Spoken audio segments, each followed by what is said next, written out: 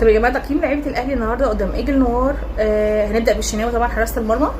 يا جماعه الشناوي النهارده حرفيا كان مركز. النهارده الشناوي اديله 9 من 10. مصحصح النهارده، هنقول ما جاتلوش كور كتير بس الكور اللي جات له حرفيا هو مصحصح. الشناوي النهارده في الميعاد زي ما بيقولوا. فالنهارده الشناوي بالنسبه لي كان جامد بصراحه. هاني يا جماعه هديله 8 من 10. طبعا هاني عمل عرضيه حلوه قوي. اي نعم هي العرضيه دي بصراحه اللي جت بسبب الجون. في ناس هتطلع تقول لي الجون اصلا احنا اللي جايبين، هم اللي جايبينه في نفسهم، احنا ما سجلناش. بس على فكره العرضيه كانت حلوه قوي، حلوه جدا بصراحه. وعلى فكره هاني على مستوى الماتش كان كويس. فهاني يعني بصراحه هديله 8 من 10. هاني كان بتهجم عليه فتره كويسه على فكره، بس حاسه انه بدا يتغير، يعني بدا مستواه يرجع كويس. ياسر وياسين يا جماعه يعني ياسر ابراهيم وياسين مرعي بصراحه. بالنسبه لي ما جاتلهمش حاجات قوي، فهديلهم يعني. اصل هو اصلا الفرقه ما ضغطتش، احنا كنا ماسكين الكوره طول الماتش. بس حس ان هم بيلعبوا مان تو مان النهارده، فاحنا مش عارفين نعمل حاجه، والهجوم بتاعنا كان زفت بصراحه. هديهم ما جاتلهمش حاجات قوي، لان ايجل نوار ما ضغطتش الا مثلا 10 دقايق اخر 8 دقايق في الرينج ده. فهديهم حوالي 5 من 10. كوكا يا جماعه كان وحش، يعني كان وحش. الكوره متقطع منه، يعني كان بالنسبه لي مش احسن حاجه النهارده. فكوكا يا جماعه هديله حوالي 3. كوكا لا 4. بين رمضان انا ما حسيتش بيه بصراحه، انا ما حسيتش بين رمضان والله العظيم. عارفين اللي هو حاجه وجوده زي عدمه، انا ما حسيتش بيه. فهديله والله برضو يعني هديله بتاع 4، يعني زي كوكا ما حسيتش بيه اصلا.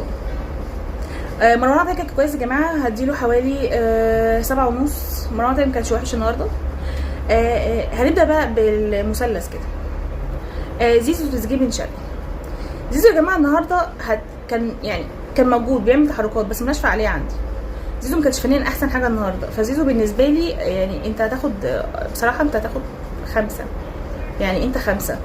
وتريزيجيه 5 على فكره. يعني تريزيجيه برضو بالنسبه لي انت بتتحرك، بس نتيجه تحركك دي عملت حاجه؟ لا.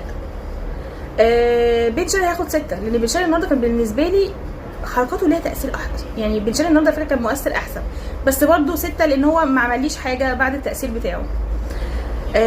شريف 0، اقسم بالله 0 كبير. يعني محمد شريف النهارده اكبر 0 في العالم. يعني انت النهارده اللي نزلك الملعب ظلمك وظلمنا يعني. فمش هخش في الكلام عن شريف تاني، اتكلمت عنه في الفيديو اللي فات.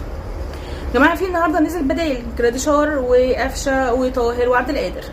جراديشار يا جماعه هياخد حوالي 5، احسن من شريف طبعا. هتقولوا لي ما كانش ليه فعاليه اكتر، يعني ما عملش حاجه كبيره بقى، بس في تحركات. يعني جراديشار النهارده في تحركات. شريف يعني شريف حرفيا كان بيقف في اي حته اللي مكانه يعني.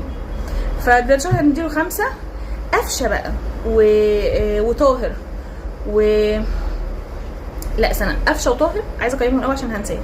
قفشه انا ما حسيتش بيه قوي، هو وطاهر بصراحه هما نزلوا ما اضافوليش حاجه، يعني ما حسيتش بيه. هديهم 3 بصراحه.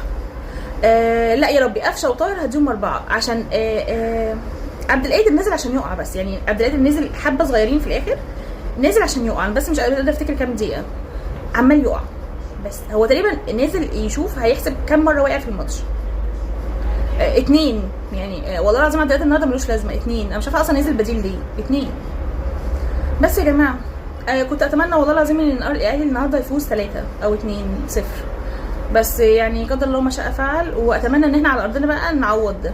يعني مش احسن بطل في افريقيا اللي يكسب 1-0 بالدخول الخصم، لان فرقه هبله يا جماعه والله العظيم. فرقه ما تسواش، يعني لو شفتوا النهارده لعبها فرقه ما تسواش اصلا. يعني هي اصلا نازله خايفه من الاهلي وعماله تدافع والله العظيم. يعني هي بدايه الماتش النهارده عمالين يدافعوا، والاهلي ماسك الجيم وماسك كوره في اول الماتش. يعني اول 5 دقايق الاهلي مكتسح. انا قلت احنا هنسجل في الشوط الاول على الاقل 2 والله العظيم يا جماعه، مش جون غلطه يعني. بالنسبه لي لا. فاتمنى ان الاهلي انا عارفه ان احنا راجعين بعد غياب، يعني انا عارفه ان احنا كنا قاطعين فتره والفريق لسه بيحاول يرجع تاني. فاتمنى ان الفتره اللي جايه الاهلي اكتساح بقى. عايزين اكتساح بجد الفتره اللي جايه. يعني عايزين الاهلي 3-0، انا عايزه 2-0. احنا مش عايزين الجون تدخل فينا بس يا جماعه.